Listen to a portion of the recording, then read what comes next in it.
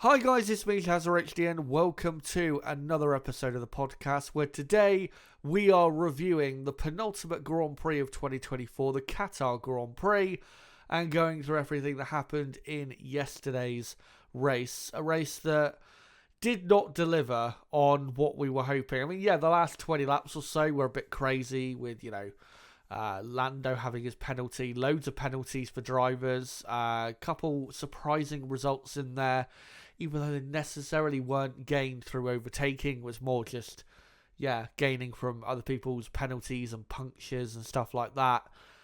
I was really hoping for a good competitive wheel-to-wheel fight for the victory. We were probably going to get that between Verstappen and Norris, but safety car coming out and then Norris getting a penalty absolutely destroyed that, because they were having a really good ding-dong up front, lapping at basically the same speed for what felt like 20 or 30 laps. But yeah, that's the way it was, unfortunately. But before, of course, we get into how the top teams performed in Qatar, let's go through the race results in Qatar. Max Verstappen took yet another win in 2024.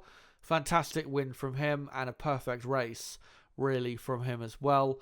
Second, Charles Leclerc getting a very good result considering Ferrari did not have the pace to win that race and really didn't deserve to finish in second, but they did. Oscar Piastri third, decent drive from him. Fourth, George Russell. Mercedes just didn't have a good day at all and really did not have a lot of pace in the Grand Prix either. Fifth, Pierre Gasly. What a fantastic result for him in Alpine. Get onto that a bit more later on. Carlos Sainz sixth. Disappointing drive from him in my view. Seventh, Fernando Alonso. Good drive from him. Eighth, Zhou Guanyu. Sauber finally have scored points. Didn't honestly think it was going to happen, but congratulations. Finally, they have done it. Hopefully this doesn't mean Zhou's going to stay on the grid, because he's still not good enough to be in Formula 1, even though, he's produced one, finally, good weekend this season. Ninth, Kevin Magnussen, and then 10th, taking home the fastest lap as well, so a couple points, Lando Norris. And that is your top 10 from the Qatar Grand Prix. And as usual, let's go through the teams, especially the top teams, and how they got on. Starting with Red Bull Racing and a absolutely brilliant weekend from Max Verstappen. Not entirely, because obviously sprint qualifying and the sprint race, Red Bull didn't have any pace, wasn't Max's fault. But once they got that car right for qualifying, Max was on fire. Got pole, even though, there was that incident with Russell, had the one place penalty, was very unhappy with it, which I don't really disagree with him on. I think the one place penalty was rubbish, as I said before, because Russell was not on a quick lap, and I just found that giving him a one place penalty, as I said on my stream, for the race was very convenient, given how he was, blocking Russell on that particular lap, who obviously he ended up just about getting ahead of in qualifying. We'll get more onto Max and Russell and their disagreement in a moment, but in the race, it was perfect. He at the start got not a great start, but good enough, and then had that good enough getaway in the second phase of the start to get alongside Russell, then up the inside into turn one, and then from then on, I wouldn't say comfortably held on to win, because Lando was really pushing after him for a long time and keeping the gap at about 1.7, 1.8, 1.9 seconds for quite a long time. And it looked like we were going to get eventually Lando and Max side by side fighting for the race win, which we did get eventually under a safety car restart, but Lando did not get the move done. But obviously safety car came out, which I think was good timing for Red Bull to avoid being undercut or anything like that. And then, despite a bad restart from Max on one of the restarts where Lando was able to try and challenge him, Max was absolutely fine. in the Grand Prix and ended up, obviously, after Norris's penalty, comfortably winning the race. So, yeah, great weekend for Verstappen, and a surprisingly much easier race weekend than I think we all expected. Not just because Red Bull started the weekend as slow as they were, but Max has not had a weekend that comfortable probably since those first 5 races or so of the season, where, of course, Red Bull were, way quicker than the rest of the field. So, yeah, it was quite a throwback, I guess, for Red Bull to the start of the year, which, again, is something they've not really had. You have to remember that since, the start of July, Red Bull have only had, I think, 2 race wins, from then up until now. So it's not been a hugely successful second half of the season, even though, of course, they've still took the Drivers' Championship. But yeah, congratulations to Max. We'll get on to Sergio Perez in a moment because there is some news regarding him and his Formula One future, which obviously does have something to do with the recent performance in Qatar. But I just want to quickly get onto this Max and George Russell controversy. Now, if you haven't seen, it was revealed on Twitter after the race, once Max did his interviews, I think, with Dutch TV, that Max has now lost basically all respect for George Russell because of what happened in the stewards' room on Saturday after qualifying, where, according to Max, Russell, I'm guessing to the media, didn't make out the incident with Max was maybe as bad as he did when he got in the stewards' room. And I think, judging from what Max said, Russell over-exaggerated to try and get Max a penalty. And obviously Max then got, again, his one-place grid penalty. And then Max, was very angry with that. Reportedly, according to Ted Gravitz, said to Russell on the driver's parade, quote, "I hope you and your FIA mates are happy with, what you did in the stewards' room." And then apparently someone else said that Max, I think, was it Tom Christensen, said that apparently Max told Russell after what happened in the stewards' room that he was going to get him into turn 1 anyway, which, funnily enough, he did. But yeah, Max has said, he's lost respect for him. We've seen, tension between these two. Obviously, Baku, a year or so ago, they had a collision and Max had a right go at him for that. If it's true that Russell has, to Max's face has made out things are all okay, and then to the stewards has cried bloody murder, in terms of your relationship with another driver, that is not good at all. In terms of, acting one way to your face and then acting completely different when there's other people around. There has been accusations of George Russell that he is very PR-centered. That's where the nickname, I think, PR63 comes from.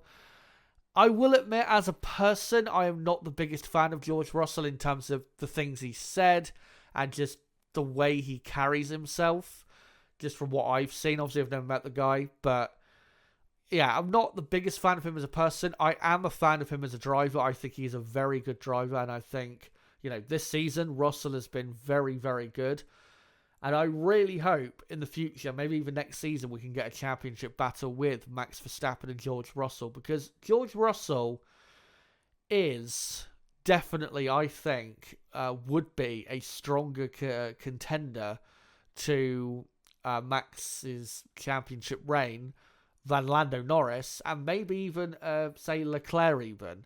Because Russell, when he's at his best, is very, very strong. He reminds me a lot, Russell, in terms of on track. He reminds me a lot of Sebastian Vettel, where he's very fast but smooth in terms of just the way he drives. Can be maybe get too involved in collisions sometimes. We've seen that.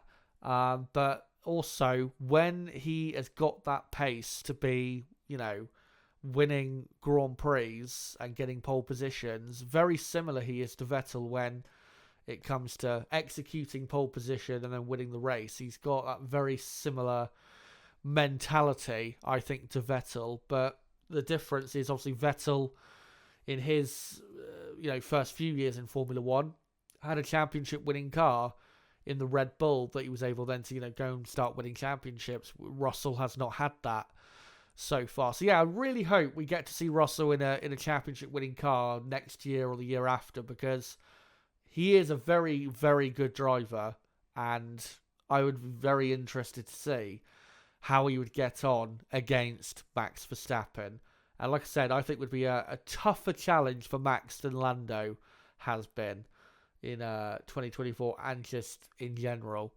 But yeah, interesting to hear that little disagreement, and we'll see how that relationship develops over the future, I guess. For Sergio Perez, quickly, diabolical performance by him in Qatar. Not just the poor reaction time start at the end of the pit lane for the sprint, but also what happened in the race. Again, I don't know if his spin was caused by an engine or a gearbox failure, but if it wasn't, that was surely the final nail in the coffin. He was running in, 4th place or something, and was in a good position to pick up some crucial points for Red Bull, and then spins under a safety car. Like I said, if it wasn't for a legit issue, that has to be the final nail in the coffin. And by the sounds of it, listening to reports and seeing reports on Twitter today after the Grand Prix, looks as though Red Bull have made their decision that Sergio Perez's final race, probably in Formula 1, will be this Sunday in Abu Dhabi. And it looks like Liam Lawson is the more likely driver to replace him at Red Bull. I hope that's true. Even though I would rather Tsunoda in the Red Bull, I still think Lawson's a good enough choice to at least prove his worth. Perez, as I said in my streams over the weekend, the guy, as much as I've been a fan of his career, the guy is finished. He is absolutely as washed as possible and needs to step away because he's clearly done. And that time, looks like, has come at Red Bull Racing. But still, Red Bull, despite all of that stuff, ended up winning in Qatar. And, ending the season better off than probably, I think, a lot of us expected, given their car's not been necessarily that quick in the second half of this season. Anyway, let's go on to, I think, McLaren next, because even though they didn't finish as the second best team in the race, in terms of performance, they were the second best team. Obviously, Lando was Max's closest challenger. Oscar was obviously in there. And really, Piastri got unlucky to a degree with, Leclerc benefiting from the safety car when the pit stops happened. Even though Piastri, you could argue, should have at least, got back after Leclerc to try and re-overtake him. It was going to be very hard to do that, given how much quicker in a straight line the Ferrari is compared to the McLaren. But, yeah, with Oscar Piastri, other than the couple mistakes he made during the race from him was good enough. So, he wasn't excessively far off the pace of his teammate, and he did get a podium, which is still going to be important for McLaren's Constructors' Championship bid, even though the gap has come down by, I think, 9 points. And the gap, I think, is 21 points in McLaren's favour. You'll see later, of course, on screen, the championship standings. McLaren obviously losing a few points because of Lando Norris getting his penalty. Lando Norris, I do feel sorry for Norris for once in terms of why he ended up having his race result. The start of the race, very, very good start. Almost got Verstappen into turn 2 at the start as well. It was a very good start from him. And then kept within a couple seconds of Max. And my expectation was that either McLaren were going to do an undercut for one lap before or after whatever Red Bull decided to do. And then we were going to get a proper wheel-to-wheel battle between Max and Lando, which eventually, again, we got under a safety car restart. But Lando just didn't have enough of his car ahead into turn one to complete the overtake, and Max was always going to brake later to force his way back into the lead of the race. So, yeah, unfortunate that I think the safety car just really did come out at the wrong time for McLaren. And then with his penalty, now, the reason there is so much discussion and outrage over Lando's penalty is because the yellow flag that was on the pit straight for the debris that Valtteri Bottas eventually ran over, which was Alex Albon's wing mirror, I think it was. What do you call it? Yeah, Lando, technically, because he didn't lift as much as Max did, and Max, lifted, and you could clearly see that Max dropped, I think, what was it, like 7 or 8 tenths of a second to lift in that zone, and Lando did not. So I guess technically Lando deserved the penalty. Maybe not as strong as the penalty he got, which was a 10-second stop go, which was, I have to say, quite extreme. I found that at the time, given that we didn't actually see the incident, and it couldn't have been that bad, because I think it would have been clear and obvious, if it was a really bad speeding under yellow flags. But the reason I feel sorry for Lando is because there shouldn't have been a yellow flag, because they should have thrown out a virtual safety car beforehand to retrieve that debris, because eventually that was going to become a safety issue, because eventually someone was going to move offline, whether they were being lapped or whether they were racing another car, that eventually that was going to happen. But what the FIA race control did was the typical, and other race directors or race controls in the past have been guilty of this, of, when debris has fallen on track, of just leaving it go and hoping it doesn't become an issue. If you get away with that, then great, I guess, but that is really poor practice, to just leave that go and hope you get away with it. And that's what they were guilty of, FIA race control, in that situation. They left the debris on track, hoping it wouldn't become an issue, and then it did. With, punctures, Lando's penalty, and, so on and so forth. So, very poor from race control, I must say. And some of the penalties as well, other decisions they made in the race regarding, Lance Stroll getting a 10-second penalty for his collision with Albon. Don't agree with that. I don't see what Stroll could have done differently to avoid that collision, other than just disappear. It's not like Stroll clearly understeered wide into Albon. And then the same with Liam Lawson, when he, went deep and spun when racing Valtteri Bottas. I'm not even sure if he made contact with Valtteri Bottas, but he got a 10-second penalty as well. Again, baffling decision. So, race control and the stewards, I don't know what they were on, but they were just very, not even inconsistent. They just made a lot of weird decisions, to the point where I think the FIA are now trying to cook up a PR statement to explain the decisions they made. But Lando, again, I guess technically you could argue he deserved the penalty, but the FIA should have dealt with the debris instead of just leaving it go and hoping no one would run over it. That is, again, poor practice. You have to deal with that situation. You know that, how dangerous flying debris can be, whether it's causing punctures or damaging cars or flying up into the air and hitting someone, whether it's a marshal or someone in the crowd. So, just do something about it, instead of just sitting there going, well, we'll leave it and let's just, fingers crossed, no one will touch it. That is poor, I'm afraid.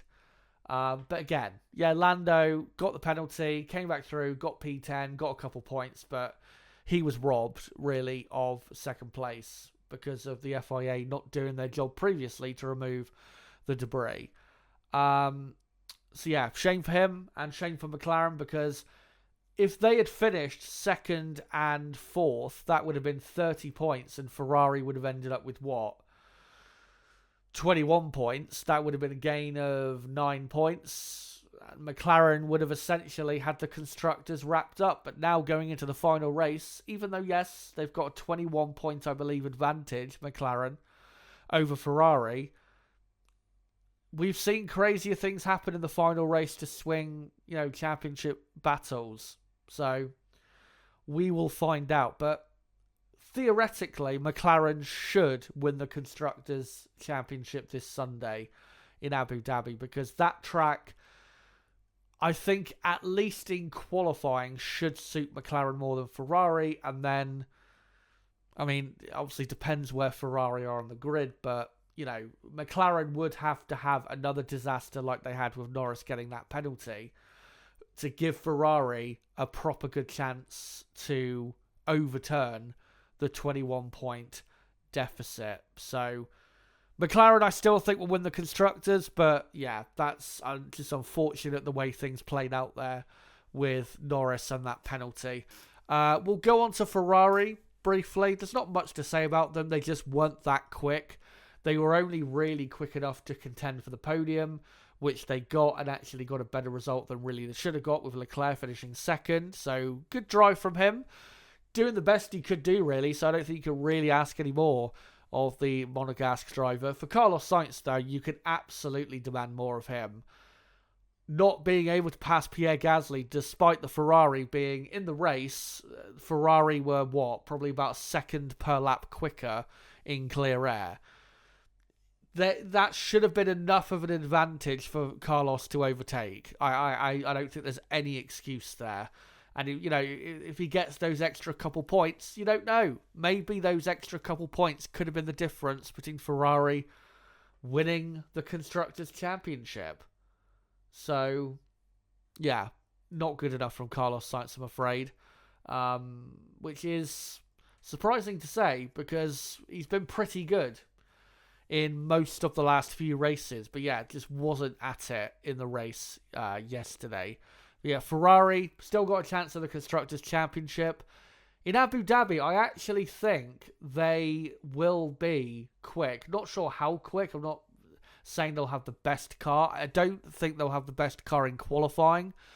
But I do still have a good feeling about them in the race. But even if they have good race pace and even get both cars on the podium, they're still going to have to rely on at least one of the McLarens having a disaster. So chances are it's going to McLaren, the Constructors' Championship, unfortunately, for the Scuderia. Mercedes, disastrous race for them. George Russell started off okay in terms of his pace, but then really started to drop off and clearly was destroying his tyres. Had to pit when he did, because Piastri eventually was going to overtake him, and then eventually Leclerc, and probably Sainz was going to overtake him as well. He was just dropping back into the clutches of those cars. Then he pitted and then had no pace on the hard tyre, and it did prove that the pitting earlier was actually worse than pitting later in the Grand Prix. And for many laps, he couldn't even overtake Fernando Alonso, even though he was on fresh tyres and in a car probably a second a lap quicker. So, yeah, that just destroyed Russell's race. Things worked out a bit more once we had the couple safety cars, and he benefited from a couple people having penalties, and also, what do you call it?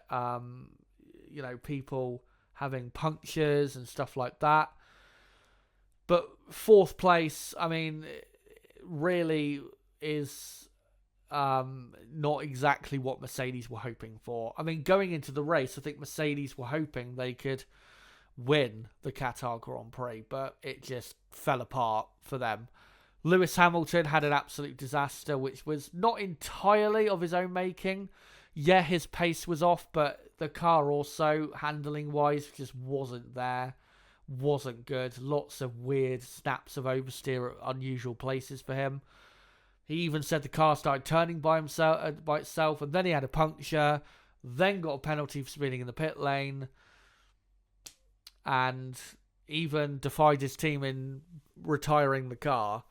So, yeah, it was quite an eventful but awful race for Lewis Hamilton. But, yeah, Mercedes, I think this weekend gone sums up them in 2024, just how hot and cold they blow sometimes, where they can have a really great qualifying, but then in the race just disappear, and then vice versa. They can be awful in qualifying, but then suddenly in the race super quick, or they can go from 1 week being awfully slow all weekend, and then the following weekend be the quickest team.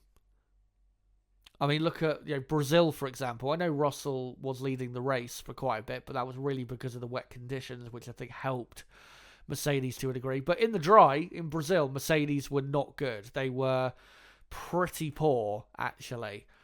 But then 2 weeks later in Vegas, or 3 weeks later, they were like half a second a lap quicker than anybody else.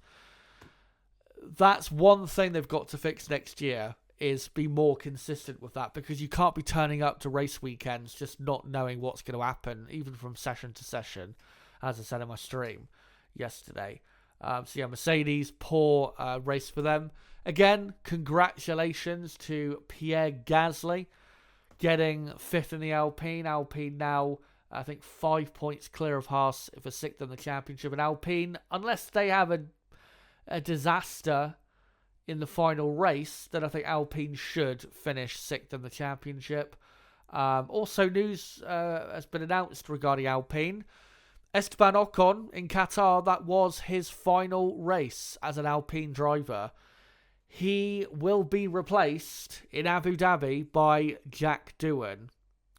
And because of the rumours of Alpine maybe considering Colapinto to replace Doohan, even though Doohan hasn't even started, this could be a critical induction for Jack Doohan, where if he performs, then he'll stay, but if he doesn't, then Alpine might end up throwing Franco Colapinto into the car, which I think would be really unfair on Doohan, because even though Colapinto has impressed, there is no clear evidence to suggest that Colapinto is a better driver than Jack Doohan.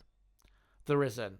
And Doohan deserves the chance to prove himself. So I really hope Alpine will at least keep him in the car for the, at least the first half of next season to prove his worth. So yeah, fingers crossed for Jack that goes well. Alonso, great drive from him, even though, the car still had its issues. He was really performing at a very high level in qualifying in the race. Congrats to Zhou, getting points in the Sauber. Magnussen finishing 9th. Haas really needed a lot more than that. And 5 points behind Alpine now in the battle for 6th. Haas are going to need both cars to finish in the points in this weekend's final race for them to have a chance, realistically, of finishing in 6th. So, yeah. Haas, I think, may have just lost their opportunity, unfortunately, to finish in P6. But, yeah, that is your Qatar Grand Prix. Like I said, wasn't the greatest weekend, but the weekend completed nonetheless. And of course, this Sunday is, and this weekend in general is, the final Grand Prix weekend of the 2024 Formula 1 season. And just to let you guys know of the plan of content, I will be live for both qualifying and the race for the final time this year. I'll be live at 12:30 p.m. UK time on Saturday afternoon to cover qualifying. And then Sunday I'll be live 2 hours before the race starts at 11 a.m. UK time, and will most likely be joined by my co-commentator Niblo to cover the final race of the season. And then, of course, this time next week there'll be a podcast reviewing the final race. And then after that, we'll get into some post-season content, and I'll let you guys know in due course what post-season content I am going to try and get up on the channel over the course of the winter. But, yeah, that's the plan for this weekend. So plenty of content heading your way, and make sure to join us for the final race weekend and the final watch-alongs of 2024. Because, of course, watch-alongs won't be returning until pre-season testing, which is in the final week of February, which is not as far away as you may think, but it is still quite far away. It's 12 weeks away or something like that. But yeah, thank you guys for coming on to this podcast. Make sure to comment down below your thoughts of the Grand Prix in Qatar. Smash the like button before you go. It does help the channel grow. Make sure to join my Discord server. Link below in the description. And subscribe to the channel for more content like this. But guys, until my stream this weekend, firstly covering qualifying and then the race on Sunday for the final Grand Prix of 2024, the 2024 Abu Dhabi Grand Prix, it has been me, Chazza HD. Goodbye.